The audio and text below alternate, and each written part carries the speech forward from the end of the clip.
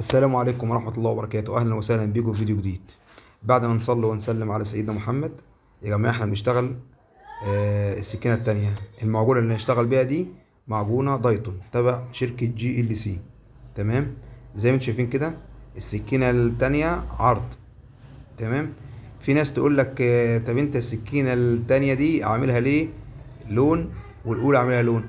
لا، المعجونة كلها بتيجي أبيض، احنا بنحط عليها شوية أصفر، صبغة صفرة، عشان الفرق بين السكينة الأولى والسكينة التانية.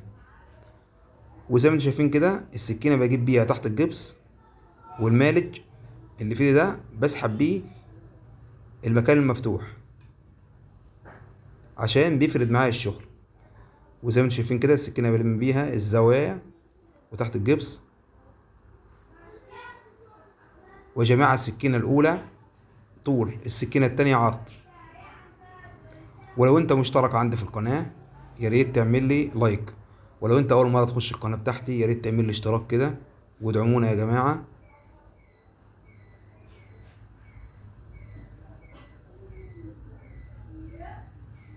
عشان يوصل لكم كل جديد. وان شاء الله باذن الله كده السكينه التالتة بعد الفيديو ده ان شاء الله.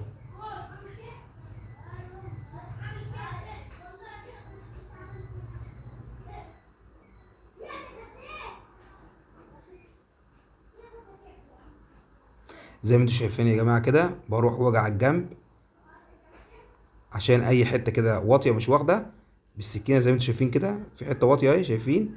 بلمها بالسكينه عشان تتظبط تبقى الحيطه كلها موجه واحده. وتابعونا يا جماعه وادعمونا. اخوكم احمد، قناه احدث الديكور ومنوعات. يا ريت تدعمونا كده وتقفوا معانا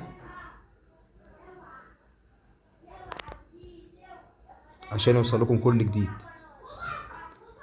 باذن الله كده ان شاء الله. السكينه التالتة بعد الفيديو ده ان شاء الله.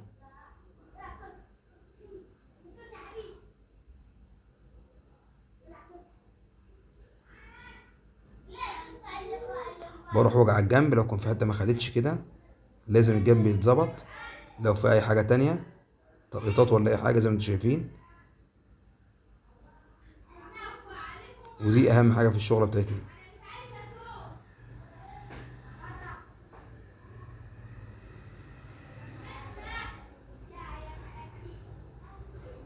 شايفين يا جماعه بنعمل ايه الجنب عشان يتظبط؟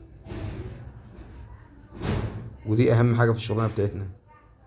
الجنب السحب معجون صح بيتشطب صح، ان اهم حاجه التاسيس.